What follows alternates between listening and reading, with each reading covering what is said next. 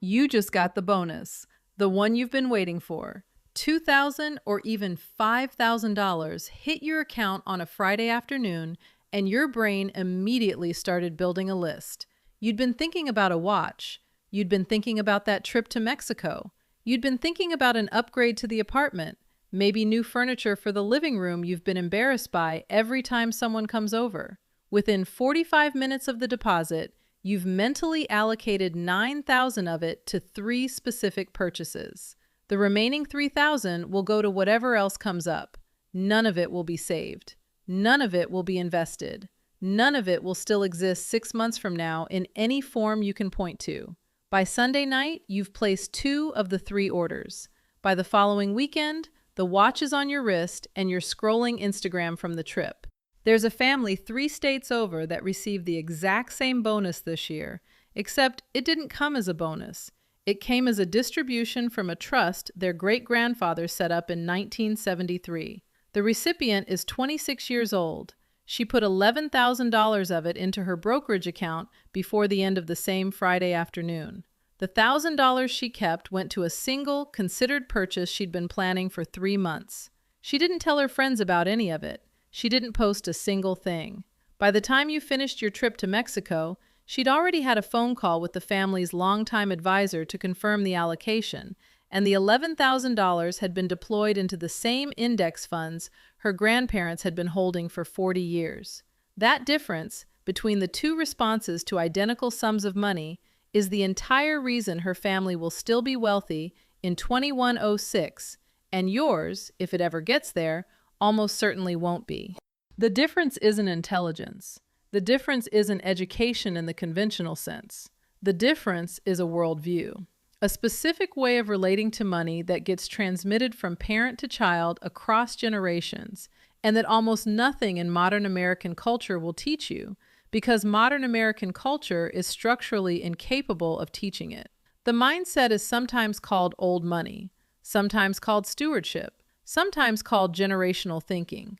By any name, it's the single most powerful financial framework in the world, and it's almost entirely invisible to people who didn't grow up inside it.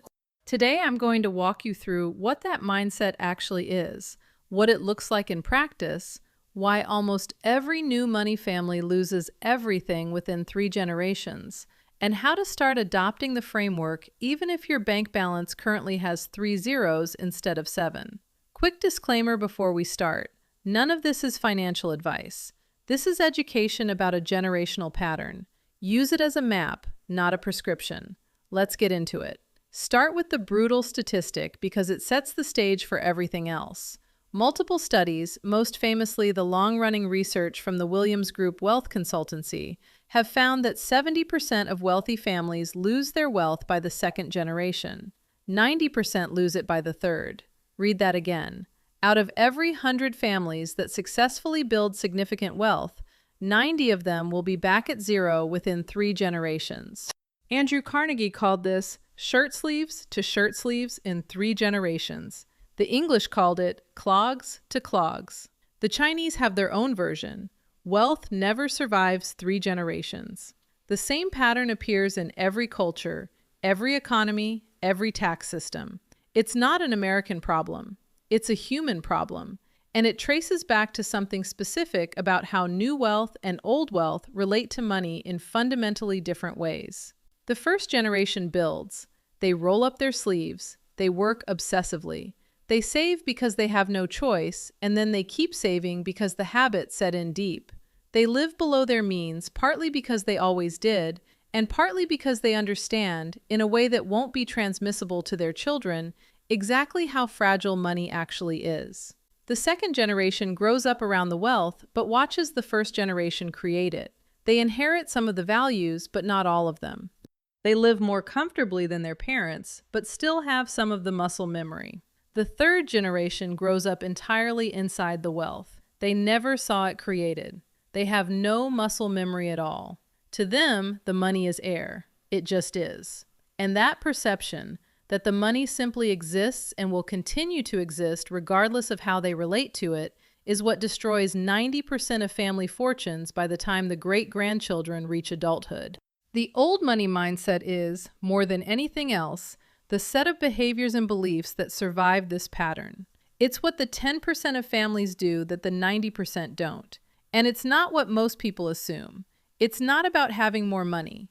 Many old money families have far less wealth than newly minted tech and finance fortunes. It's not about specific investments. The investments are almost embarrassingly boring. It's about a worldview, a posture, a way of relating to the family's money that gets transmitted as carefully and deliberately as any other inheritance. And that produces wealth preservation as a natural side effect across decades and centuries. Let me walk you through the pieces of that worldview, one at a time, because each one inverts the assumption most new money culture operates on. The first pillar of the old money mindset is that you are not the owner. You are the steward. This is the foundational reframe, and almost nothing else makes sense until you grasp it. In new money culture, the wealth is yours. You earned it, you spend it, you enjoy it. It exists for your present satisfaction. In old money culture, the wealth was given to you by people who came before, and your job is to pass it to the people who come after in better shape than you received it. You are a temporary custodian of something larger than yourself. You happen to be in possession of the family's capital during a particular window of decades, and your responsibility is to that capital, not the other way around. The capital doesn't serve your impulses. You serve its preservation. This reframe changes everything downstream.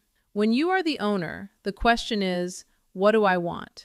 When you are the steward, the question is, what would best serve the asset across the next 40 years?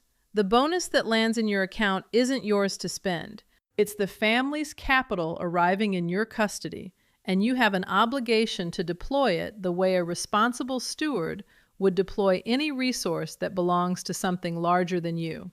This is why the 26-year-old at the start of this video put 11,000 of the 12 into her brokerage account without even thinking.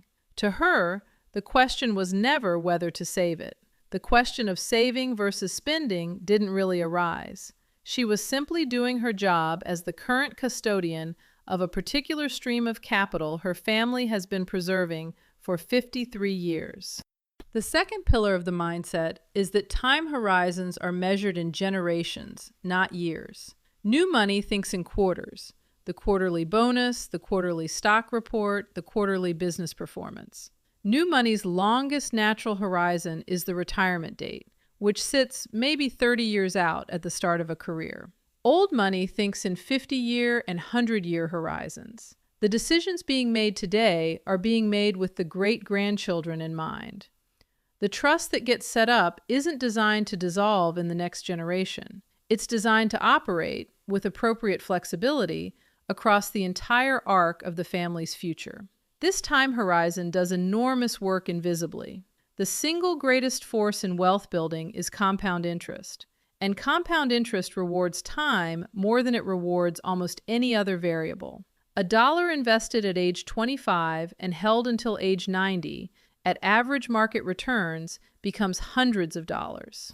$1 invested with the explicit understanding that it's working for the grandchildren's adulthood and the great-grandchildren's college becomes a 1,000-year asset. Old money families simply give compound interest the longest possible runway, and the runway does most of the actual work. They don't beat the market, they don't pick the right stocks, they just refuse to interrupt the compounding, ever, across the entire span of family history. The S&P 500 has produced an average annual return of roughly 10% over the long run. Held for one generation, that's powerful. Held for 3 generations, the result is incomprehensible to anyone thinking in shorter horizons. The third pillar of the mindset is that quiet preservation always beats loud display. We've talked about quiet luxury and stealth wealth before, and the principle traces directly back to the old money framework. Conspicuous consumption is not just considered tacky in old money culture. It's considered a financial mistake of the highest order. Every dollar spent broadcasting wealth to strangers is a dollar that is no longer working for the family's future. The visible Lamborghini, the designer logo handbag, the oversized house, the resort vacations posted to Instagram, All of it is, from the old money perspective, capital destruction wearing a costume of success. The data backs this up so consistently, it almost stops being interesting. The Ramsey National Study of Millionaires found that the median price millionaires pay for their cars is roughly $31,000, and the top brands they drive are Toyota, Honda, and Ford. 94% of millionaires live in middle-class neighborhoods. Most have a strong aversion to ostentatious display. This isn't because they're cheap, it's because they understand that the wealth functions as wealth only as long as it stays preserved, and visible consumption is the most reliable way to destroy preservation. The old money family that has been wealthy for 150 years did not get there by buying yachts. They got there by buying boring index funds and modest homes and quality goods that lasted decades, and then quietly compounded everything else for a century while their friends were busy performing prosperity and losing it. Let me pause here because the pattern across these first three pillars is the entire thesis. The old money mindset inverts almost every default of contemporary American culture. American culture says the money is yours, spend it now, enjoy the present, broadcast your success. The old money mindset says the money is the family's, preserve it across decades, optimize for the future, stay invisible. The two worldviews produce opposite financial outcomes because they ask opposite questions. New money asks, what can I have? Old money asks, what can I protect? The questions you ask shape the answers you get, and across 100 years, the answers diverge so completely that the families end up in entirely different financial universes. The fourth pillar of the mindset is that financial education is transmitted deliberately, starting young, and treated as the most important thing the family does. New money culture, where new money exists at all, tends to treat financial literacy as a separate subject, maybe handled by a school, maybe handled by an advisor, often handled by no one. Old money culture treats it as the family's primary educational responsibility. Children grow up in side conversations about money. They sit in on meetings with advisors as teenagers. They're taught to read financial statements before they're taught to drive. They're given small responsibilities for managing portions of family assets, so they develop muscle memory before the larger inheritance ever arrives. The transmission isn't lectures, it's apprenticeship. This is why the third generation tends to lose everything in new money families. They were never apprenticed to the wealth. They received the assets without receiving the operating manual, and the operating manual is the part that actually preserves the wealth. The Williams Group research, which has tracked this pattern across thousands of families, consistently finds that the families who break the shirt sleeve cycle do so primarily through deliberate, sustained, multi-decade education of every generation. The wealth gets transmitted, but the wealth alone is not enough. The wealth plus the worldview survives. The wealth without the worldview goes to zero. Education isn't separate from wealth preservation. Education is wealth preservation. The fifth pillar of the mindset is that the family is the unit, not the individual. This one is hard for Americans particularly to absorb because American culture is structurally individualistic in a way that few other cultures are. In old money families, financial decisions are made with the family in mind, not just the individual making the decision. The house gets bought because it will work for the family across generations, not because it impresses the current buyer's coworkers. The career gets chosen with the family's long-term interests in mind. The marriage gets entered with at least some consideration of how the partner will relate to the family's financial culture. The vacation, the school, the social circle, the city, all of these decisions are made with the awareness that the individual is one node in a larger family network that has obligations across time. This isn't claustrophobic in the way it might sound. In healthy old money families, the family unit is a source of enormous support, not just obligation. Resources pool, knowledge transfers. The individual has access to a network and a capital base that no one person could ever build alone. The cost is that decisions can't be purely individualistic. The benefit is that decisions don't have to be made alone, with limited information, with limited capital, against an entire economy designed to extract value from isolated consumers. The family as unit framework is a financial superpower that almost everyone in contemporary American culture has been trained out of. The training is recent. Most cultures in history understood family as the primary financial unit. The shift to atomized individual finance is a 20th century experiment that has mathematically produced terrible aggregate financial outcomes for the people inside it. The sixth pillar of the mindset is that you live well below the family's means. This is a specific and important distinction. New money tends to live at the edge of its means, sometimes beyond. The lifestyle expands to fill the income, and then to fill the income plus a little credit. Old money lives substantially below what the family could afford, not because they can't afford more, precisely because they can. The discipline of restraint is what preserved the wealth in the first place, and the discipline must continue, or the wealth begins to erode.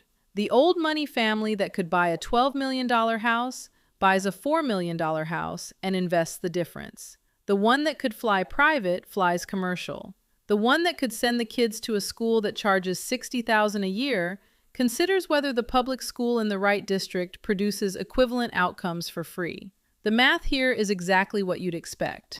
The gap between what the family could spend and what the family does spend is the gap where the wealth keeps compounding.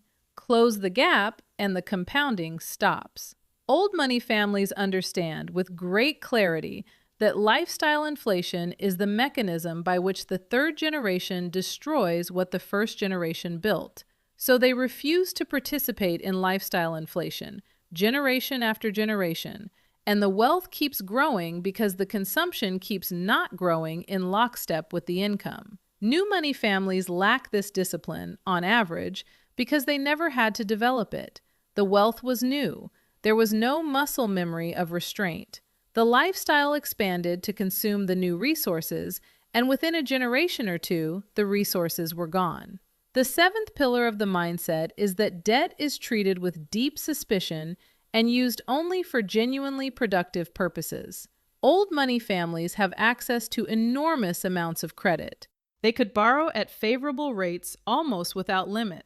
They mostly don't. The cultural posture is that debt is a tool of last resort, used only when it clearly enhances a productive asset, and minimized aggressively the rest of the time.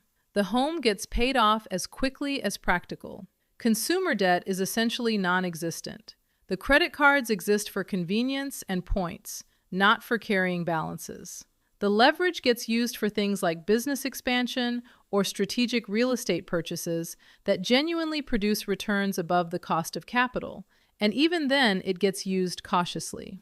Compare this to the American baseline in 2026. Lending Tree data through Q1 of this year shows the average credit card APR at 21%.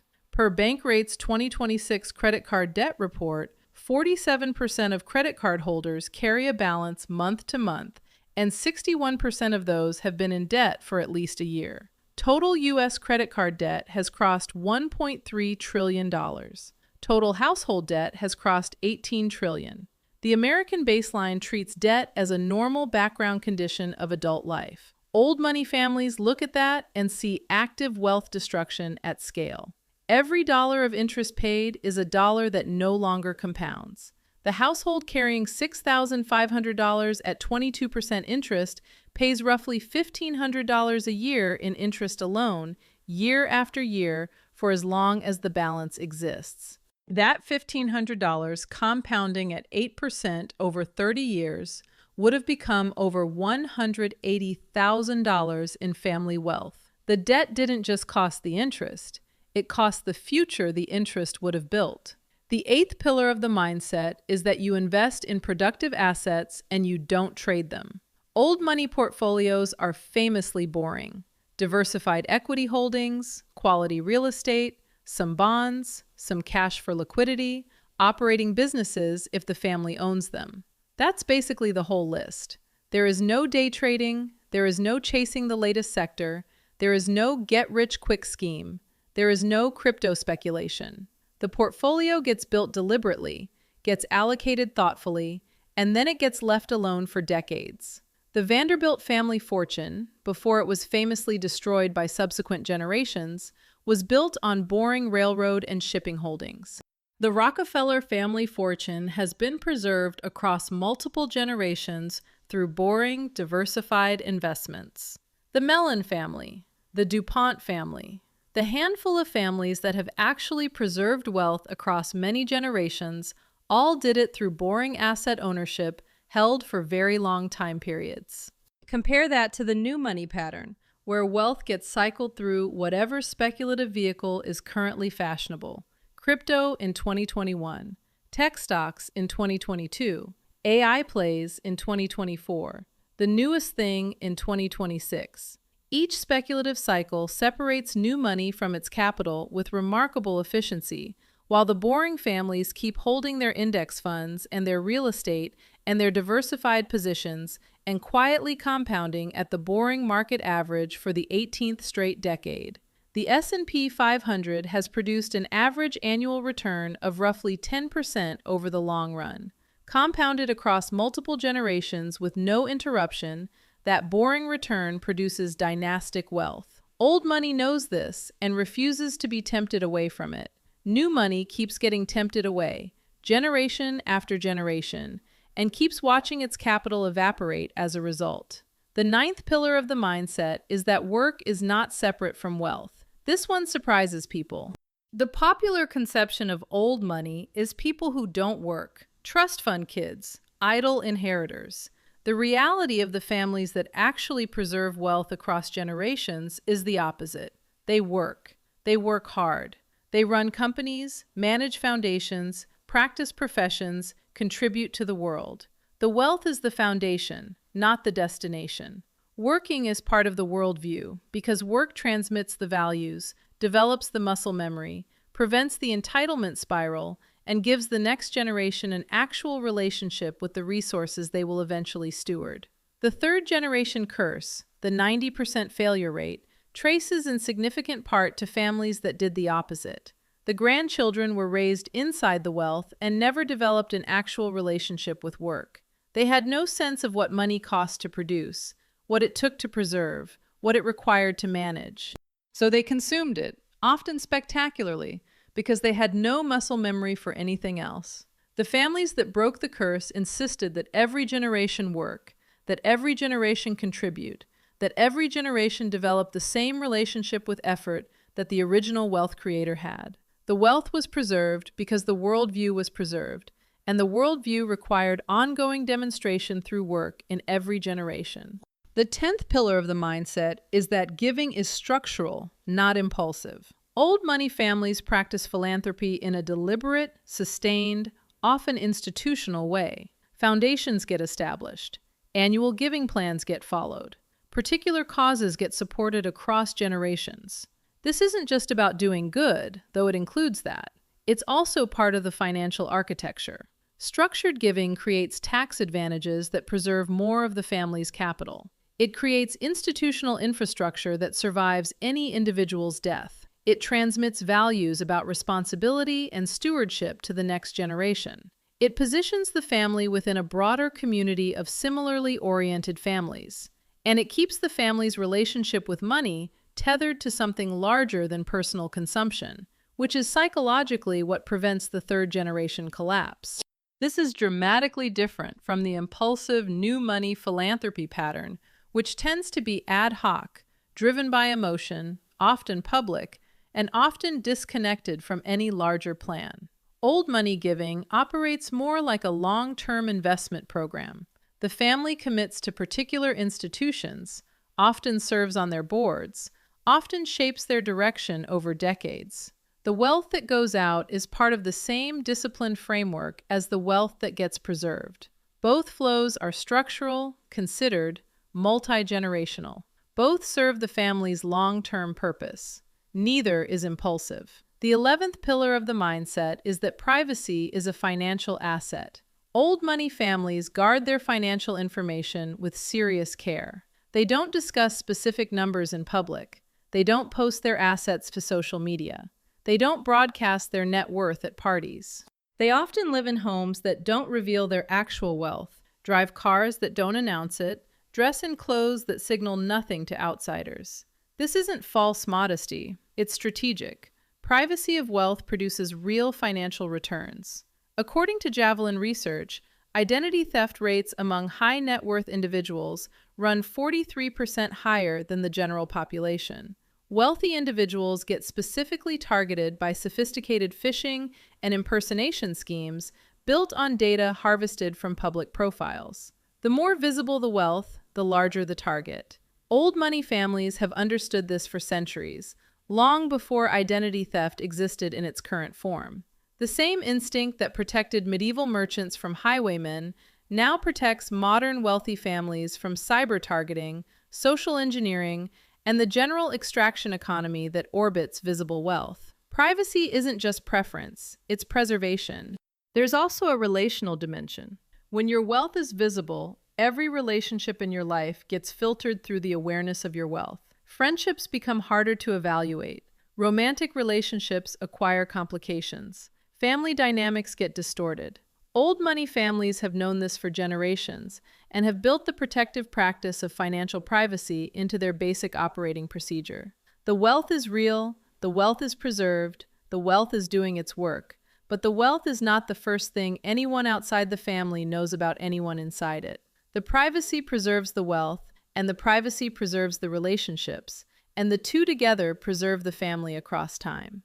The 12th pillar of the mindset is that the family governs itself like an institution.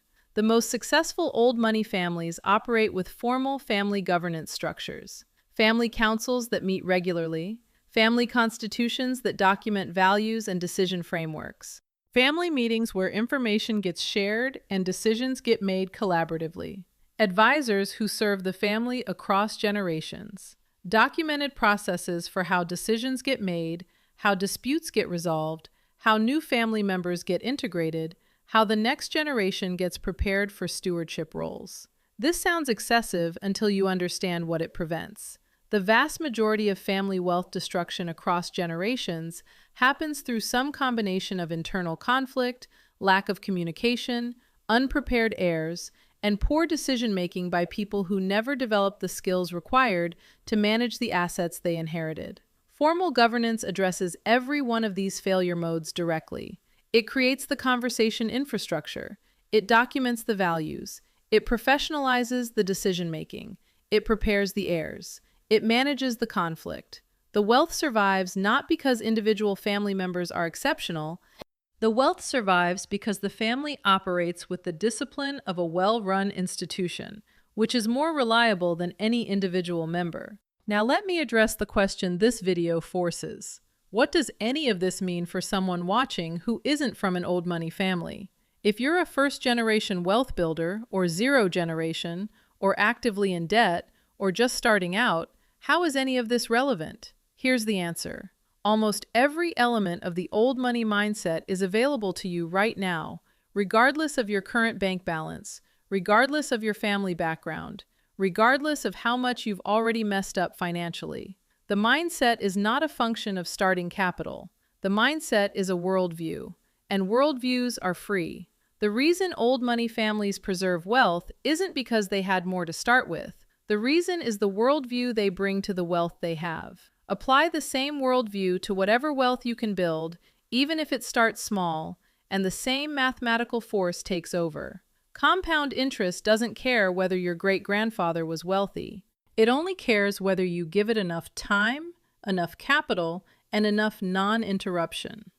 The old money family's secret was never the wealth. It was the framework that lets the wealth survive. The framework is portable. You can become the first generation of an old money family right now, this year, with whatever income you currently have, by adopting the worldview and applying it to whatever assets you can build. The 12 pillars we walked through are not contingent on a starting balance. You can adopt the steward mindset on a $35,000 salary. You can think in generational time horizons regardless of your current age. You can practice quiet preservation regardless of how little you currently have to preserve. You can educate yourself financially. You can think family first. You can live below your means. You can avoid debt. You can hold boring investments. You can work. You can structure your giving. You can guard your privacy. You can govern your household like an institution. None of these require pre-existing wealth. They produce wealth. Reverse engineer them now, and you become the great-grandparent your descendants reference in 100 years. The history of every old money family begins with a first generation that wasn't yet old money. Someone, at some point, was the original founder. The Rockefellers were not always Rockefellers. The Mellons were not always Mellons. The European families that have preserved wealth across centuries each had a first member who started from somewhere modest and built carefully. What separated them from the families that built equivalent wealth and then lost it was that they encoded the worldview deeply enough that it survived transmission across generations. The wealth followed the worldview, and the wealth lasted as long as the worldview did. When the worldview eroded, even the largest fortunes evaporated within decades. Your starting point matters less than your starting framework. The framework determines what happens to whatever you build. Without the framework, even significant wealth will tend to evaporate because all the cultural and psychological forces around you are designed to extract it. With the framework, even modest wealth will tend to compound because compound interest plus consistent stewardship plus long time horizons produces results that mathematically must accumulate. The framework is the multiplier. Build it first, then build the wealth, and the wealth will do its work across the decades you're willing to give it. If you watch this and realize that you've been operating under the new money framework, even though you don't have new money yet, that your relationship with money is consumption first rather than stewardship first, that your bonuses get spent rather than deployed, that your time horizon stops at retirement rather than reaching toward grandchildren, the path forward starts with seeing your actual current situation clearly. You can't apply a stewardship framework to numbers you can't see. The stewardship mindset requires, before anything else, accurate visibility on what's actually flowing through your life right now. I built a digital product called the Financial Reset System for exactly that first step. It walks you through getting clear on your real numbers, finding where your money is actually leaking, sequencing your priorities the way a steward sequences them, rather than the way a consumer does, and building a 30-day plan that creates the foundation real generational thinking gets built on. Every number auto-calculates as you fill it in. The PDF guide walks you through each step. The 30-day plan gives you weekly checkpoints. The link is in the description and in my profile if you want to take a look. The mindset is the destination. Getting clear on your real numbers is how you start walking toward it. Here's the closing thought worth carrying with you. 90% of family wealth disappears within 3 generations. That statistic should haunt anyone who is currently building wealth because it means that in the absence of deliberate intervention, almost everything you build will be gone within the lifespans of grandchildren you'll never meet. The default outcome is dispersion. The exception is preservation. The exception requires a specific framework that almost nothing in contemporary American culture will teach you, because the framework runs against the entire grain of consumer capitalism, which is structurally designed to convert your wealth into purchases as efficiently as possible. But the framework is real. The families that have preserved wealth across centuries did so through identifiable, replicable practices. The practices don't require massive starting capital. They require a particular worldview applied consistently across time. The worldview treats you not as the owner of your wealth, but as its current steward. It treats time horizons as multi-generational rather than personal. It treats display as destruction. It treats education as inheritance. It treats family as a financial unit. It treats restraint as discipline. It treats debt as enemy. It treats boring investments as friends. It treats work as part of the worldview. It treats giving as structure. It treats privacy as asset. It treats governance as architecture. Adopt the worldview now, before the wealth, and you become the first generation of something that could survive long after you.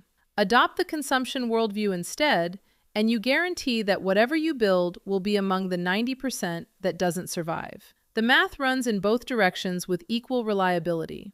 The framework you bring to your money in 2026 will determine what your great-grandchildren inherit in 2026.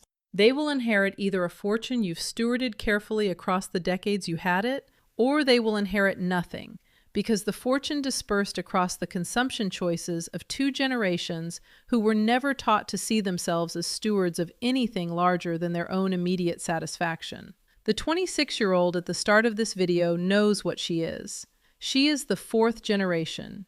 She knows there will be a fifth and a sixth, and that her decisions today are visible across that whole horizon. She doesn't experience this as a burden. She experiences it as identity.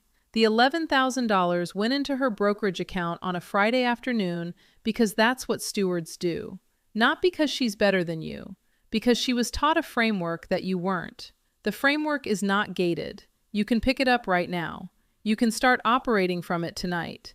The decades will do the rest. The bonus hits the account next year. The framework you bring to it determines whether it disappears or compounds. The choice has always been, and will always be yours to make. Old money knows what to do with money because old money was taught what money is for. New money keeps learning the same expensive lesson, generation after generation, until the wealth runs out and the family has to start over. Start the framework now. Skip the lesson. Be the first generation of something that lasts.